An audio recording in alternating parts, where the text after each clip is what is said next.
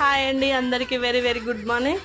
ఇగో పండుగ రేపు కదా, ఈరోజు అయితే మార్నింగ్ 4కి లేచి హౌస్ అయితే డీప్ క్లీనింగ్ పెట్టుకున్నాం.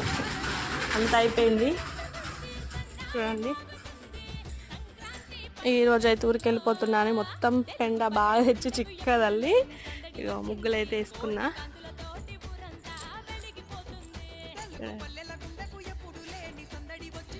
ఈ ముగ్గు బాగుందో చెప్పండి. రేపు ఇదే ఇద్దాం అనుకుంటున్నా. కలర్స్ అయితే నింపాలి అమ్మ వాళ్ళ ఇంటికాడ, ఇక్కడ కాదు.